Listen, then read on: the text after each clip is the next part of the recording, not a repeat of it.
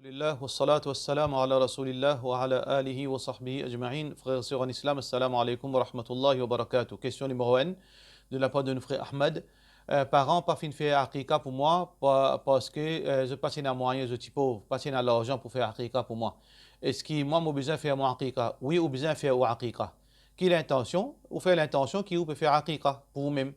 Et qui se bien fait? Rasulullah sallallahu alayhi wa sallam dit, ben sahaba dit, sami'atu Rasulullah sallallahu alayhi wa sallam yaqul, mofintan, le prophète sallallahu alayhi wa sallam dit, ma'al ghulami aqiqa, avec un garçon, avec un nouveau-né, et une aqiqa.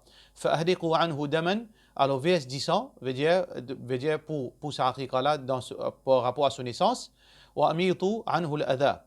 Alors donc, enlève par ça, ban malheur qui est capable d'arriver. Qui veut dire aqiqa, c'est une chose qui est bénéfique pour ça, du monde qui prend naissance là, qui a une difficulté de la vie pour avancer par la permission d'Allah subhanahu wa ta'ala. Hadith Bukhari. Question numéro 2 de la part de notre Beekhy N. Le YouTube, on écoutait par une personne qui dit qu'il balye lakaz asoir, nous pas gagner barakat dans la case. Moi un peu confuse là, parce que moi mon Dieu pas gagne droit balyer. Alors donc, si un monde dit gagne droit, pas gagne droit balyer. Moi on peut dire gagne droit balyer. Alors quand nous divergeons, qui nous besoin faire? Allah subhanahu wa ta'ala peut dire فَإِن تَنَزَعْتُمْ فِي شَيْءٍ فَرُدُّوهُ إِلَى اللَّهِ وَالرَّسُولِ إِن كُنتُمْ تُؤْمِنُونَ بِاللَّهِ وَالْيَوْمِ الْآخِرِ. Quand nous divergeons, retournez vers Allah et son Rasul sallallahu alayhi wa sallam si vraiment nous croyons en Allah et dans le jour du jugement dernier. Alors donc, nous retournons vers sa parole. Est-ce qu'il gagne droit ou bien pas gagne droit de Coran et de Sunna? Est-ce qu'il de Sunna et de Coran finit pas gagne droit balyer? Pena. Est-ce qu'il de Sunna finit pas gagne droit balyer? Pena. Qui veut dire si une chose peine de Coran et Sunna, l'évidence superstition, donc n'est pas acceptable dans l'islam. Ce qui veut dire qu'il y a un droit balyer, même après Maghrib, même n'importe qui, même minuit, il y a un droit balyer, s'il y a raison pour balayer. Question suivante, question anonyme. Assalamualaikum, est-ce qu'il est permissible pour un djimoun faire tilawat Coran, suivi d'une causerie, comme un rappel pour nous et pour les autres, et après faire un petit dua, et après faire un déjeuner, pour dîner entre mes proches, parents et invités. Jazakallah. Si, comme on finit dire, il y a une chose exceptionnelle, il y a une chose qui n'est pas fin arriver de manière spécifique, par exemple, dans l'intervalle Bakrid, tous les Bakrid font ça, tous les Eid font ça, ou bien tous les 15e Shaban font ça, tous les 27e minutes de Ramadan font ça. Ce n'est pas comme ça. Il y a une chose qui, par exemple, on fait un dîner, on invite un djimoun, on fait un dîner parce qu'on a envie de faire un dîner, un moment dans l'année, on invite un djimoun pour faire une causerie, il finit venir, il finit faire une causerie, il finit faire tilawat al-Quran, il finit faire une causerie, et ensuite il finit faire un dua, et ensuite djimoun il écouter et il finit manger, il finit faire un dîner, puis il n'y a aucun problème.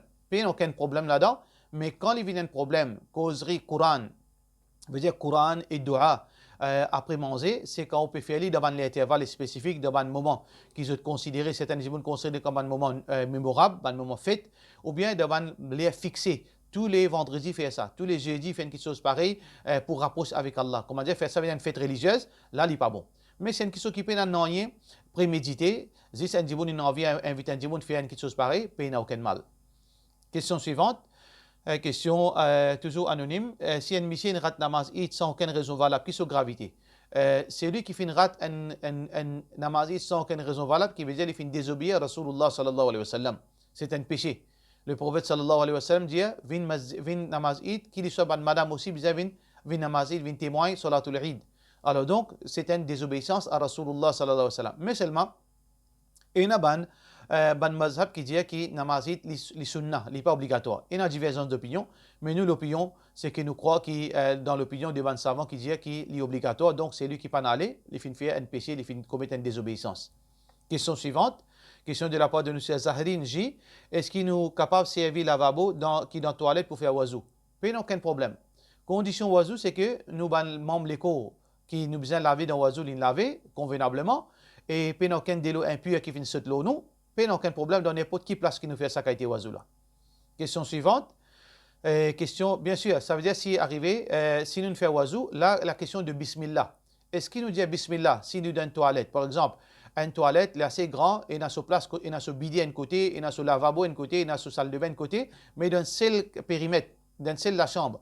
Et si quand nous pouvons faire oiseau, nous sommes capables de dire Bismillah, beaucoup d'ulama disent oui, il y a un droit de dire Bismillah, puis il n'y a aucune relation avec sa bidet là. Quand nous dans bidet, quand nous assis dans le bidet qui nous pas gain droit, pense Allah. Mais là, quand nous sortons le bidet là, nous là, lavabo fait oiseau, nous sommes capables de dire Bismillah malgré là aussi. Question suivante, de la part question anonyme. Pour quelle raison faudrait pas nous taillons, nous coupe-cheveux, etc. pour quand nous ne prenons pas de bakrid? Tout simplement, c'est que le prophète sallallahu alayhi wa sallam fait en plus nous. Et il y a beaucoup de choses dans l'islam, Allah et son Rasul sallallahu alayhi wa sallam, quand il défend quelque chose, il fait nous la raison. Ou bien il oblige nous quelque chose, il fait nous la raison. Mais aussi, il y a certaines choses dans l'islam, comme un test, il ne nous pas faire et pas donne nous la raison. C'est qui nous qui nous dit, sami'ana wa ata'ana, nous fin tendre et nous n'écouter. Alors donc, Rasulullah sallallahu alayhi wa sallam dit, pas coupe-zon et pas taille cheveux. Quand il fait l'intention pour faire udhiya, pour faire qurbani, alors nous fait ali. Pareil comme Rasulullah sallallahu alayhi wa sallam fin dire. Question suivante. Est-ce qu'il y a un muhaddis qui trouve un hadith authentique? Un expert d'un hadith fin trouve un hadith comme authentique et un autre fin trouve comme pas authentique, comme faible. Qui nous fait de sa contradiction là? Dans ce moment de contradiction, s'il y a des divergences entre les savants du hadith concernant l'authenticité d'un hadith, les dépend. Si nous avons compétence pour capable vérifier entre les deux, nous besoin faire nous pas suivre aveuglement. Mais si nous pas connaît, nous demandons celui qui connaît parmi nous. Par exemple, dans l'île Maurice, où un dimon, un lémen, les filles pardon, un lémen entendait que tel hadith pas authentique. Et un autre dimon peut dire non, tel savant est authentique. Qui vous fait? Ou elle demande ban dimoun qui n'a connaissance parmi vous dans l'île Maurice, ban dimoun qui n'a compétence. Ou elle pose question dimoun qui est compétent, vous êtes pour capable de nous l'idée finale, l'osa hadith là, Inch'Allah. Question suivante. Est-ce qu'il y a un droit d'accepter un hadith qui fait, qui se texte pas contredire Coran et Sunna? C'est-à-dire c'est un hadith qui n'est pas authentique, mais seulement dans le texte là, il y a un qui compte Coran et Sunna. Est-ce qu'il nous a un droit, veut dire, mettre en pratique ce hadith là? Nous n'avons pas le droit d'attribuer rien qui fait à Rasulullah sallallahu alayhi wa sallam. Si le contenu de ce hadith-là n'est pas contredit Coran et Sunna, ou bien les supporté par Coran et Sunna, nous pratiquons par rapport à certaines choses qui trouvent dans le Coran, certains contenus, certaines significations qui trouvent dans le Coran, ou bien s'il n'est pas contredit par les autres hadiths authentiques, nous pratiquons ça par les autres hadiths authentiques. Par contre, ce hadith faible-là, nous n'avons pas le droit de pratiquer en croyant que c'était parole Rasulullah sallallahu alayhi wa sallam. Nous n'avons pas un droit pratique hadith qui n'est pas authentique. Question suivante. Question anonyme. Assalamualaikum, au travail de la banque, gagne droit ça? Alors, nous faisons droit qu'Allah subhanahu wa ta'ala donne un meilleur travail. Parce qu'il y a beaucoup de choses qui sont illégales, qui sont haram, c'est un système, la banque c'est un système qui base sur l'intérêt. Alors, au besoin, Inch'Allah, fait effort, qu'Allah subhanahu wa ta'ala facilite pour un meilleur travail, parce que ce travail-là n'est pas compatible à musulman. Nous faisons droit et nous sommes capables d'un meilleur djimoun, nous sommes capables d'un meilleur djimoun qui moi. Nous ne pouvons pas mettre en doute iman en djimoun quand il travaille dans la banque, nous ne pouvons pas mettre en doute piété en djimoun, mais seulement nous dire qu'il travaille là, il n'est pas d'après l'islam. Mon compagnon paye l'assurance médicale pour moi et ma famille. Est-ce qu'il est correct, c'est l'assurance-là? Si vos compagnon peut payer l'assurance pour vous, ou pas blâmer pour ça, parce qu'il n'est pas occupé de payer ça. Est-ce qu'il a un droit de bénéficier avec ça? Alors là, il y a une question, est-ce qu'il a un droit de bénéficier? Quantité qui est compagnie financée, ou un droit de bénéficier de cette quantité-là. Si par exemple, par l'année, ils mettent 5 000 roupies pour, ou bien tous les mois, ils mettent 1 000 roupies d'assurance, 10 000 roupies d'assurance par l'année, alors si vous avez une dépense médicale qui vaut dans sa barème de 10 000 roupies, là, vous avez un droit de servir. Mais plus que ça, vous n'avez pas un droit de servir. Seulement contribution exacte, sa quantité qui ou compagnie contribuer là, vous avez un droit de bénéficier, mais au bœuf en above, vous n'avez pas un droit de bénéficier.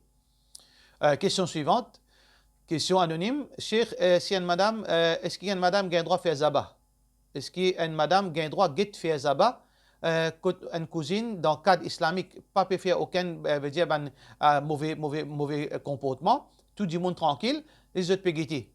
Il n'y a aucun problème si une madame qui fait qurbani, aussi longtemps qu'il encadre, il ne peut pas pelmer avec des hommes étrangers, et il n'a pas de mauvaise attitude, et n'a tout bon comportement, il n'y a aucun problème. Si madame là, il a envie de guetter, il n'est pas obligatoire, il a envie de guetter, il n'y a aucun problème. Question suivante de la part de notre frère Ahamd, non-musulman dans ce lakaz. Un musulman de ce lakaz, ça non-musulman là, il dit, ok,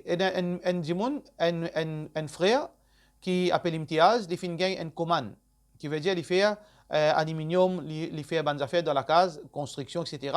Alors un non-musulman fait un lakaz et un petit grotte pour mettre son idole là-dedans, et bien mettre ce portrait idole et peinture et faire ça l'assemblée pour être capable de faire l'adoration. Est-ce qu'il nous ferait imtiaz, gagne droit de faire ça? Il n'a pas gagne droit de faire ça. ولا تعاونوا على الإثم والعدوان, n'a pas coopéré dans le mal et dans la désobéissance.